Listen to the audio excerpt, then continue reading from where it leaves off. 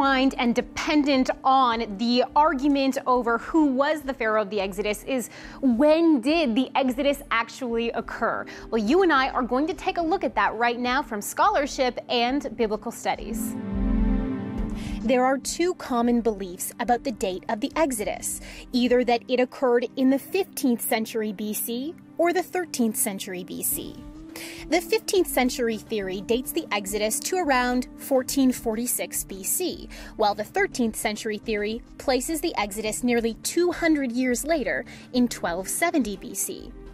The date of a 1270 BC Exodus was derived from the theory that the city of Ramesses, mentioned in Exodus chapter 1, is the same Ramesses discovered in archaeology and built by Pharaoh Ramesses II. Unfortunately, dating the Exodus has turned out to be much more complicated than the names of ancient cities. Right away, challenges to the 1270 BC date were raised. Within the Bible itself, there are problems with the 13th century date.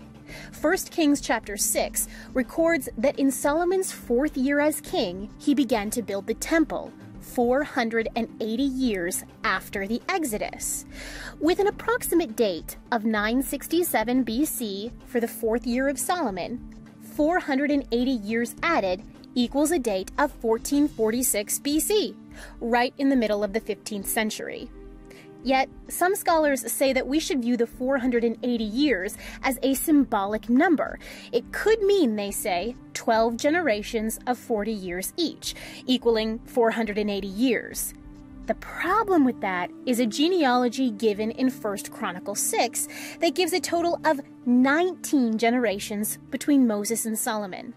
Equating those 19 generations with the rounded standard of 25 years each gives 475 years, very close to the 480 of Solomon.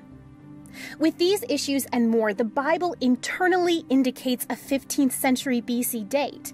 Accepting this requires us to give up on Ramses the Great, but it may allow history to finally show us the accuracy of the Bible.